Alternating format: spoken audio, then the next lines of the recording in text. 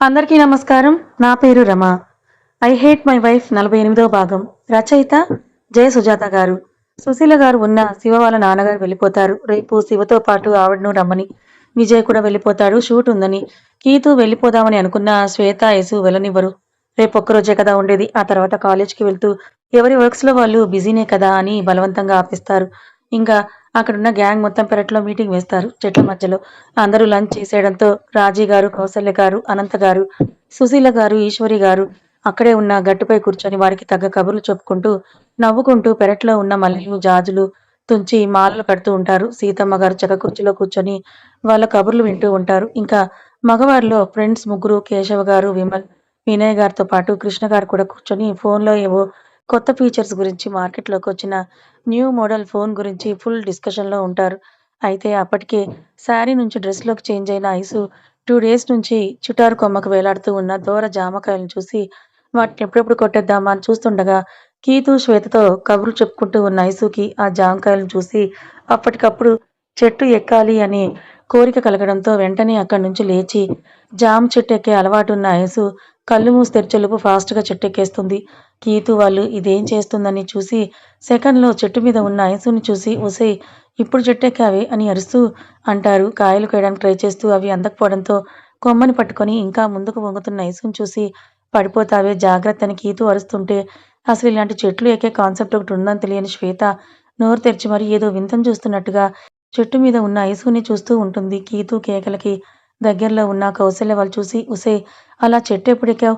నువ్వసలు కొత్త పెళ్లి కూతురివేనా? మిట్ట మధ్యాహ్నం కొత్త పెళ్లి కూతురు అలా చెట్టెక్కొచ్చా? మగరాయుడిలా వేషాలేంటి? అని మాలగా కడుతున్న పువ్వుల్ని అక్కడ వదిలేసి చెట్టు కిందకి వచ్చి మరీ తిడుతూ ఉంటారు కౌసల్య గారు. రాజీ గారు వచ్చి పైకి చూస్తూ ఐసు ఈ పక్కనుంది చూడు అని అంటుంటే ఏది అత్తా? అని తల అటు ఇటు తిప్పుతూ మొత్తానికి ఆ కాయని కనిపెట్టి కోసి కింద ఉన్న రాజీ గారికి క్యాచ్ వేస్తే ఆవిడ పట్టుకొని గుడ్ క్యాచ్ అని అరుస్తారు. సరిపోయింది సంబరం. కోడలు చెట్టెక్కితే కోసిన కాయలు క్యాచ్ పట్టే అత్తగారు నువ్వేనేమో అని సీతమ్మ గారు తల పట్టుకుంటే పోనీలే అత్తయ్య. రేపటి నుంచి అత్తా కోడలని నేను నా కొడుకు చెట్ల మీద వెతకాలేమో. ఎక్కడ జామ చెట్లుంటే అక్కడ అని అక్కడే కూర్చొని నవ్వుతూ అంటారు వినయ్ గారు. చిన్నప్పుడు ఇది అలాగే చెట్ల మీదే ఉండేది. ఇప్పుడు దానికి కూడా అన్ని మేనత్త పోలికలే వచ్చాయని రాజీ గారిని, ఐసుని ఇద్దరిని కలిపి తిడుతుంటారు సీతమ్మ గారు. ఇదిగో ముసలి కరెక్ట్‌గా నేను కాయ విసిరితే నీ తలకి తగిలి బొప్పి కట్టే డిస్టెన్స్‌లో ఉన్నావు విసరనా? ఈ మధ్య నీకు మాటలు బాగా ఎక్కువయ్యాయి. బెడ్ రెస్ట్ తీసుకుందువు గాని అని ఇంకొక కాయ కోసి అక్కడే కొమ్మకు జారబడి కొరుక్కొని తింటూ ఉంటుంది ఐసు. ఆ! ఆ! విసురు విసురు. ఎలాగో నీ పెళ్లయిపోయింది కదా! ఇప్పుడు నేను చేసే పనేమి లేదని చిరుబుర్లాడతారు సీతమ్మ గారు. ఒసేయ్! నాకేదే అని కీతు అంటుంటే ఉండు నేను తినని. నిన్నటి నుంచి ఊరిస్తోంది ఈ బుజ్జిది అంటూ జామకాయ తినే పనిలో పడుతుంది ఐసు. ఐసు కాయలన్నీ కోసి విసురు కిందకి దిగాక ఉప్పు, కారం పెట్టుకొని తిందామని రాజీగారంటారు. ఈ అడ్వెంచర్ ఏందో బావుందని. మమ్మీ నువ్వలా చెట్లెక్కేదానివా అని ఆశ్చర్యంగా అంటూ శ్వేత కూడా ఐసు నేను చెట్టెక్కుతాను చిన్నపిల్లలా డాన్స్ చేయడం స్టార్ట్ చేస్తే నీకు అలవాటు లేదురా పడిపోతావు. దానికంటే రౌడీలా ఎక్కడాలు దూకడాలు అలవాటని కౌసల్య గారు ఎప్పట్లా కూతుర్నే దెప్పొడుస్తారు.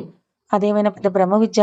నీకెంతసేపు నన్ను తిట్టడమే పని. మా అమ్మ ఎవరిని ఎంకరేజ్ చేయదు కానీ నువ్వు రావే నీకు చెట్టెలా ఎక్కాలో గైడ్ చేస్తా. ఈ రోజుల్లో ఆడవారు తలుచుకుంటే కానిదేమీ లేదు అని ఐసు అంటే అవునురా ఐసు. ఎవరెస్ట్ శిఖరాన్ని అవలీలగా ఎక్కిన మొదటి మహిళ జుంకో తాబే అని విమల్ గారు అనగానే అవునా అంకుల్. అదిగో ఆవిడ పర్వతాన్ని ఎక్కింది. మనం ఆఫ్టర్ ఆల్ చెట్టెక్కలేమా? ఆవిడే మన ఇన్స్‌పిరేషన్. ఆవిడని తలుచుకొని నువ్వెక్కేయి అని అక్కడ కాలు వేసి ఆ కొమ్మ పట్టుకో, ఈ కొమ్మ పట్టుకో అని ఐసు చెప్తుంటే ఒక పావుగంట అటు ఇటు కష్టపడి చెట్టయితే ఎక్కేస్తుంది శ్వేత. ఐసు అంత పైకెక్కకపోయినా చెట్టు మధ్యలో అయితే కొమ్మని గట్టిగా పట్టుకొని ఒక కొమ్మ మీద కూర్చొని టెన్షన్‌గా కదిలితే ఎక్కడ పడిపోతానో అన్నట్టు కూర్చొనుంటుంది శ్వేత. అప్పుడే వీళ్ళ కేకలు వినిపించి లోపల ఉన్న శివ, రంజిత్, అభి పిల్లల్ని తీసుకొని బయటకొచ్చి ఏం జరుగుతుందిక్కడ అంటూ అందరూ పైకి చూడడంతో పైకి చూస్తారు ముగ్గురు. శివకి, రంజిత్ ఐసు ఎక్కడం అలవాటే కాబట్టి లైట్ తీసుకున్న శ్వేత అలా బిగుసుకుపోయి బిక్కుబిక్కుమంటూ కిందకు చూడాలంటే భయం వేసి కళ్ళు మూసుకొని ఉన్న శ్వేతని చూసి రంజిత్‌కైతే నవ్వొచ్చేస్తుంది. ఇప్పుడు నవ్వితే అసలే రాక్షసి. పైన ఉన్నప్పుడు పర్లేదు కిందకి దిగితే చుక్కలు చూపిస్తుందని పంటి బిగువున నవ్వు ఆపుకుంటూ ఉంటాడు రంజిత్. ఇక మన అభి ఎక్స్‌ప్రెషన్ అయితే తల పైకెత్తగానే ముందుగా కనిపించిన శ్వేతని చూసి బుజ్జీ అక్కడికెందుకు ఎక్కావు పడిపోతావని అభి కంగారుగా అరవగానే ఎక్కడమంటే ఎక్కేసింది గానీ కిందకి చూడాలంటే భయం వేసి కళ్ళు మూసుకొని కూర్చున్న శ్వేత అభి మాట వినగానే అప్పటి వరకు పంటి బిగువున ఆపుకున్న భయాన్ని ఇంకా ఆపుకోలేక అన్నయ్య అని రాగం తీస్తూ నాకు భయం వేస్తుందన్నయ్య. నన్ను దింపవా? హెల్ప్ చెయ్ అన్నయ్య. ప్లీజ్ అన్నయ్య ఐ కాంట్ అన్నయ్య. నేను దిగలేను. కిందకు చూస్తుంటే కళ్ళు తిరుగుతున్నాయన్నయ్య. ఇక్కడి నుంచి పడితే డైరెక్ట్ పైకి పోతానన్నయ్య అని ఏడుపు స్టార్ట్ చేస్తుంది శ్వేత. అయ్యో! అలా ఎలా ఎక్కావు బుజ్జీ అని అభి కంగారు పడుతుంటే రంజిత్ ఇంక నవ్వు ఆపలేనంటూ గట్టిగా నవ్వుతూ కింద పడి మరీ దొర్లుతాడు. అప్పటికే అందరూ కూడా కంగారుగా చెట్టు కిందకొచ్చి కంగారు పడకు శ్వేత ఏం కాదు. ఒకసారి నా వైపు చూడురా అని కేశవ్ గారు అంటున్నా భయపడకని వినయ్ గారు అంటున్నా ఆ! అని నేను చూడను మావయ్య. నాకు భయమేస్తోంది. ఏదో ఒకటి చెయ్యి మావయ్య. సేవ్ మీ డాడీ అని ఏడుస్తూ ఉంటుంది. శ్వేత అలా కళ్ళు మూసుకొని కదిలితే ఎక్కడ పడిపోతానో అని కదలకుండా అలానే కూర్చొని ఒరేయ్! ఆ నవ్వేంట్రా? అవతల పిల్ల భయపడుతుంటే నువ్వు నీ పిచ్చి నవ్వు అని సీతమ్మ గారు రంజిత్‌ని కసిరినా కూడా నవ్వు ఆపుకోలేకపోతాడు. రంజిత్ కింద మోకాలుపై కూర్చొని మరి ఒక చేత్తో పొట్ట పట్టుకొని నేలని మరొక చేత్తో కొడుతూ మరీ గట్టిగా నవ్వుతాడు. ఎలా అభి? నువ్వు పైకెక్కి నెమ్మదిగా బుజ్జిని దింపరా అని రాజీ గారు టెన్షన్ పడుతూ అభిని అంటుంటే అమ్మో! నాకు చెట్టెక్కడం రాదు కదా మమ్మీ! అయినా అది అంత పైకి ఎలా ఎక్కింది? అని అభి కంగారుగా అంటుంటే నేను చెబుతూనే ఉన్నా వింటేగా ఎవరెస్ట్ ఎక్కారు, పర్వతాలెక్కారంట అదిగో ఆ గాడిదుంది గదా పైన అదే ఎక్కించిందని కౌసల్య గారు తిడుతుంటే ఎవరు అత్తయ్య అని అడుగుతాడు అభి అయోమయంగా పైకి చూస్తూ. ఇంకెవరు? అదిగో కొమ్మ మీద కూర్చొని ఏమీ పట్టనట్టు కోతిలాగా జాంకాయలు తింటూ ఉంది చూడు నీ పెళ్ళాం అని కౌసల్య గారు అనగానే అప్పటి వరకు తల మాత్రమే వంచి పైకి చూస్తున్న అభి ఈసారి మెడ కూడా వెనక్కి మడిచి నడుం వెనక్కి బెండ్ చేసి పైకి చూస్తాడు. అమ్మో! ఇది నా పరువంతా తీసేసింది కదా! అని శ్వేతని తిట్టుకుంటూ మా అమ్మ ఒక్కతి చాలు నన్ను కొత్త పేర్లతో పిలవడానికి గాడిదనా? కోతినా? అంటూ పళ్ళు నూరుతున్న ఐసుని చూస్తాడు అభి. అక్కడి నుంచి సరిగ్గా కనిపించగా ఇంకొంచెం వెనక్కి వెళ్లి మరీ ఐసుని చూస్తాడు అభి. ఒక కొమ్మకు జారబడి ఇంకొక కొమ్మ మీద ఒక కాలు తన్నిపెట్టి అసలు దేన్నీ పట్టుకోకుండా చేత్తో జామకాయ తింటూ ఉన్న ఐసుని అలా చూస్తూ ఉండిపోతాడు. అభి వేగంగా కొట్టుకుంటున్న గుండెపై చేయి వేసుకొని తనని కళ్ళార్పకుండా చూస్తున్న అభిని చూసి ఐసు కొంచెం తడబడుతూ అనుమానంగా డ్రెస్‌ని సరిచేసుకుంటూ చిన్నగా నవ్వుతుంది ఐసు. డాడీ అని ఏడుస్తూ అరిచిన శ్వేత పిలుపుకి శ్వేత వైపు తిరుగుతుంది ఐసు. అమ్మా ఐసు నువ్వే ఏదో ఒక రకంగా కిందకు దింపు అన్న వినయ్ గారు అనడంతో తన దగ్గరికి ఒదిగి ఒసేయ్! అంత భయపడేదానికి ఎందుకే ఎక్కుతా అని ఎగిరి మరీ ఎక్కావు అని విసుక్కుంటుంది శ్వేతని. ఏమోనే ఎక్కేటప్పుడు బానే ఉంది. కానీ ఎక్కాక చాలా భయమేస్తోందని అంటున్న శ్వేతని సరే ఇప్పుడు నేను నీకు దగ్గరే ఉన్నా కదా! ముందా కళ్ళు తెరువు అని ఐసు అనగానే నో నేను తెరవను. నాకు భయం ఐసు. నాకు పైనుంచి కిందకి చూస్తే కళ్ళు తిరిగే ఫోబియా ఉంది. నేను బిల్డింగ్స్ ఎక్కినా కిందకి చూడాలంటే భయం. అందుకే నేను బిల్డింగ్ చివరికి ఎప్పుడూ వెళ్ళను అని చెప్తున్నా. శ్వేతని చూసి నా తల్లే మరి చెట్టెక్కినప్పుడు అది గుర్తులేదా బంగారం? ఇప్పుడు గుర్తొచ్చిందా అని అంటూ సాగదీస్తూ ఇప్పుడు దిగుతావా? అలాగే ఇద్దరం ఇక్కడే కూర్చుందామా? అని కసురుతున్న ఐసు మాటలకి మూతి ముడిచి ఏడవడానికి సిద్ధంగా ఉన్న శ్వేతని చూసి జాలి వేసి చేతిని పట్టుకొని ప్లీజ్ శ్వేత కొంచెం ధైర్యం తెచ్చుకోవే. నువ్వు కిందకు చూడొద్దు. నా వైపు మాత్రమే చూడు. నేను చెప్పినట్టు చేస్తే కిందకి దిగిపోవచ్చు అని అన్న ఐసు మాటలకు కొంచెం ధైర్యం చేసి ఐసు చెయ్యి గట్టిగా పట్టుకొని చిన్నగా కళ్ళు తెరిచి ఐసుని చూస్తుంది. దాంతో అందరూ కొంచెం కంగారు తగ్గించుకొని చూస్తారు. దానికి ఐసు చిన్నగా నవ్వి గుడ్. ఇప్పుడు నువ్వు కిందకు చూడకు. నేను నీ కాలు ఎక్కడ పెట్టాలో డైరెక్షన్ చెప్తా. అక్కడ పెట్టు అని కొమ్మ గట్టిగా పట్టుకొని కొంచెం కిందకు అని నీ లెఫ్ట్ లెగ్‌ని పెట్టు అనగానే అలాగే పెట్టిన శ్వేత ఇప్పుడు అలాగే నీ రైట్ లెగ్ లెఫ్ట్ లెగ్ కన్నా కొంచెం దూరంలో పెట్టు అని నన్ను మాత్రమే చూడనగా అని బుద్ధిగా తలూపి కిందకు పెట్టేదల్లా కాలు స్లిప్ అయి ఒక్కసారిగా జారబోతున్న శ్వేతని కొమ్మ పట్టుకోవడంతో జస్ట్ మిస్ అయి సేఫ్‌గా చెట్టు మీద ఉండి మళ్ళీ రాగం తీస్తూ నా వల్ల కాదు అని అనడంతో తల కొట్టుకోవడం ఐసు వంతైతే ఇలా కాదని కేశవ్ గారు రంజిత్‌ని ఎక్కి కిందకు దింపమని ఆర్డర్ వేయడంతో తప్పక నా మీద అరవమంటే తెగరుస్తుంది. చెట్టు దిగడానికి కూడా చుక్కలు చూపిస్తోందని నోట్లో తిట్టుకుంటూ పైకి ఎక్కి అప్పటికే రంజిత్ నించోడానికి వీలుగా ఐసు కొంచెం పైకి ఎక్కడంతో ఇప్పుడు మేడం గారు నా మీద ఎక్కడానికి ఓకే కదా అని అడుగుతాడు చిన్నగా ఐసుకి వినపడకుండా. ఎందుకురా అంత విసుక్కుంటున్నావు? ఏం అవసరం లేదు. వెళ్లి కిందకు పడితే కాలు ఇరుగుతుంది అంతే కదా అని అంటున్న శ్వేతని చిరాగ్గా చూస్తూ మరి ఇప్పటి వరకు పైకి పోతా నరకానికి పోతా అని ఏడ్చావు కదా! నన్ను చూసేసరికి మళ్ళీ నీలో శాడిస్ట్ బయటకొచ్చిందా? నీ కసిరి మూసుకొని నా చుట్టూ చెయ్యి వేసి గట్టిగా పట్టుకో అని ఒక చెయ్యి శ్వేత నడుం చుట్టూ వేయగా ఒక చేతిని ఒక కొమ్మని గట్టిగా పట్టుకుంటాడు. రంజిత్ చెయ్యి అలా నడుంపై పడగానే ఒక్కసారిగా శ్వేతకి హార్ట్ బీట్ పెరిగిపోతుంటే స్లోగా కళ్ళు తెరిచి రంజిత్‌ని చూస్తుంది శ్వేత. శ్వాస తన ఫేస్‌కి తగులుతుంటే రంజిత్ ఒక క్షణం శ్వేతని చూసి శ్వేత కళ్ళు తనకేదో చెప్తుందనగా కళ్ళు తిప్పుకొని చూసింది చాలు ముందు పట్టుకో అందరూ మనల్నే చూస్తున్నారని రంజిత్ అనడంతో ఇంక శ్వేత కూడా రంజిత్ భుజం చుట్టూ 2 చేతులు వేయగా అన్నయ్య జాగ్రత్త అని యేసు అనడంతో రంజిత్ కంగారు లేకుండా దిగు అని కేశవ్ గారు కూడా అనడంతో అప్పటికే శివ కూడా కొంచెం ఎక్కి రంజిత్‌కి హెల్ప్ చేయడంతో శ్వేతతో సహా కిందకు దిగుతాడు రంజిత్. అమ్మా శ్వేత నీకేం దెబ్బలు తగలలేదు కదా అని అందరూ శ్వేత చుట్టూ చేరి శ్వేతని లోపలికి తీసుకొని వెళ్ళిపోతారు. ఇంకా అక్కడ ఉన్న రంజిత్, శివ, అభి పిల్లలు ఉంటారు. ఐసు ఇంక నువ్వు కిందకు దిగు అని రంజిత్ అనడంతో కొంచెం సేపు అన్నయ్య అని ఐసు అంటుంటే ఐసుమా అని అద్వైత్ ఐసుని పిలుస్తాడు.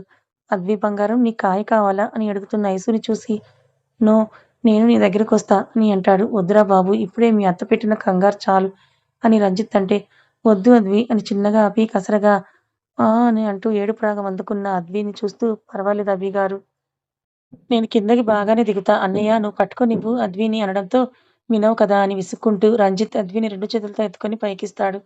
దాంతో అద్విని ఒళ్ళో కూర్చోబెట్టుకొని కొమ్మ మీద కూర్చున్న ఐసు అద్విని దగ్గరకు తీసుకొని బావుంది కదా అని అడుగుతూ కబుర్లు చెప్పడంతో ఆ ఇద్దరిని అలా మొబైల్‌లో ఒక పిక్ తీస్తాడు అభి. ఇంక చాలురా అని శివ అద్విని తీసుకోగా చిన్నగా కిందకి దిగిపోతుంది ఐసు.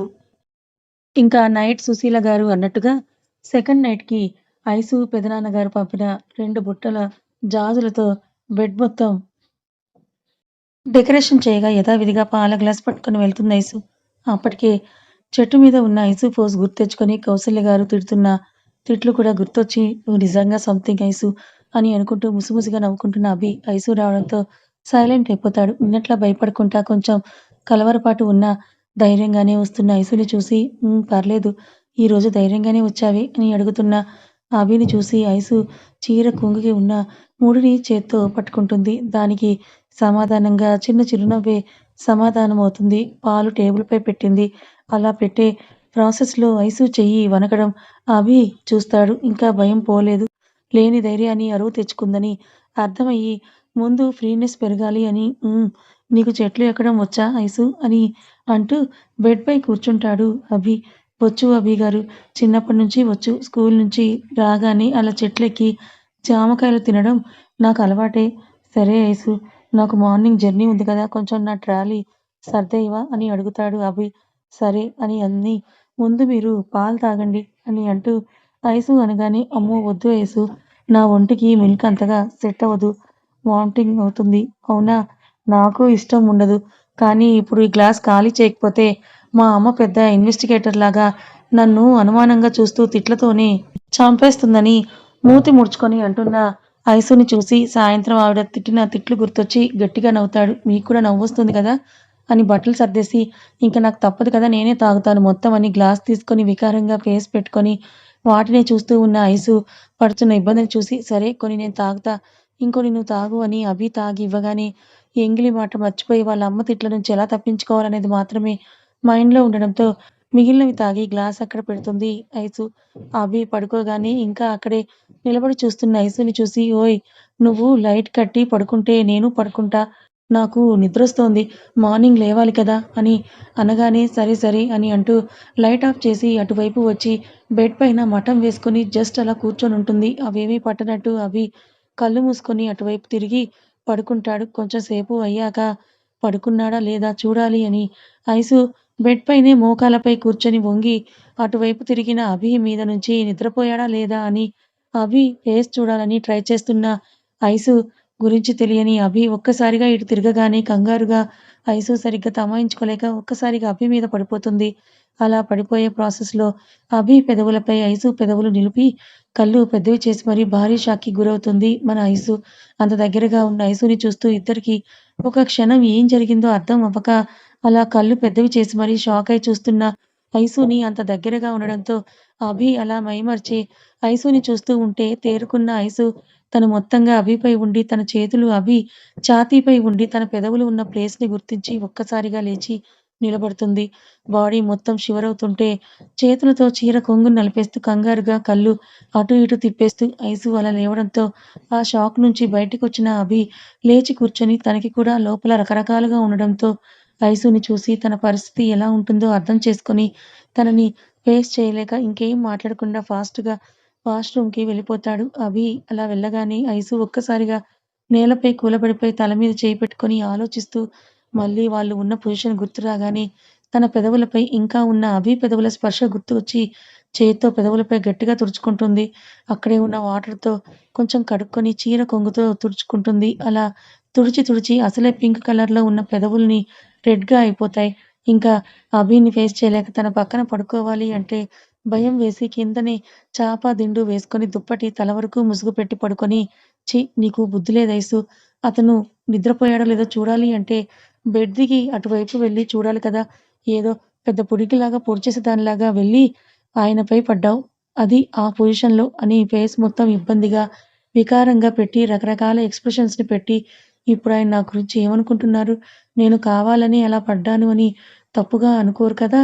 అని తిట్టుకుంటూ పడుకుంటుంది ఐసు. కొంచెం సేపటికి బయటికి వచ్చిన అభి బెడ్‌పై ఐసు లేకపోవడంతో ఎదురుగా కింద పడుకున్న తనని చూసి అది తను ఎక్స్‌పెక్ట్ చేసిందే కాబట్టి గాఢంగా ఒక నిట్టూర్పు విడిచి వచ్చీ రాని చిరునవ్వుతో వెళ్లి బెడ్‌పై పడుకుంటారు. ఆ రాత్రి ఇద్దరి మనసులో చెలరేగిన అలజడితో ఇద్దరికీ నిద్ర కరువవుతుంది. శ్వేత చెట్టుపై నుంచి జారినప్పుడు తన కాలు కొంచెం చెట్టు కొమ్మ గీసుకుంటుంది. అది లైట్‌గా వాచి నొప్పిగా అనిపిస్తూ ఉంటుంది. కానీ అదేమీ శ్వేత రాజీ గారికి చెప్పదు. అప్పటికే ఆవిడ చాలా భయపడడంతో అప్పుడు పెద్దగా నొప్పి లేకపోయినా పడుకున్నాక కొంచెం నొప్పిగా అనిపిస్తుంది శ్వేతకి. లేచి పక్కనే పడుకొని ఉన్న కీతుని లేవలేక అలా బెడ్‌కి జారబడి కళ్ళు మూసుకుంటుంది. కొంచెం సేపటికి ఏదో తలుపు సౌండ్ అవ్వడంతో కళ్ళు తెరిచి చూసిన శ్వేతకి ఎదురుగా రంజిత్ లోపలికి రావడం చూసి "నువ్వేంటిక్కడ?" అని కోపంగా అడుగుతుంది. రంజిత్ చేతిలో ఉన్న ఆయిల్ పెయిన్ బాంబ్ వైపే చూస్తూ కష్టపడి ఇంత భారీ పర్సనాలిటీని ఒక చేత్తో పట్టుకొని చెట్టు మీద నుంచి దింపితే కనీసం ఒక థాంక్స్ చెప్పడం పోయి ఇలా సీరియస్ అవుతారా బుజ్జీ అని అంటూ వచ్చి శ్వేతకి ఎదురుగా కూర్చుంటాడు. నాదేమీ భారీ పర్సనాలిటీ కాదు. నా వెయిట్ జస్ట్ 62 అని మూతి ముడిచి శ్వేత అనగానే భూమికి 5 అడుగులు ఉన్న నీకు ఆ వెయిట్ ఎక్కువేలే పొట్టి పకోడీ అని ముద్దుగా అంటూ నీ కాలిలా పెట్టు అని అంటాడు. తెచ్చిన వాటిని పక్కనే టేబుల్‌పై పెట్టి ఎందుకు కాలు పట్టుకొని మరీ బ్రతిమలాడుకోవడానికా? అని శ్వేత వెటకారంగా అనగానే నా నుంచి అలాంటివి ఎక్స్‌పెక్ట్ చెయ్యకులే గానీ అని తనే కాలు విసుగ్గా లాగేసరికి కాలు నొప్పితో ఉష్ అని అంటుంది కళ్ళనిండా నీళ్ళతో.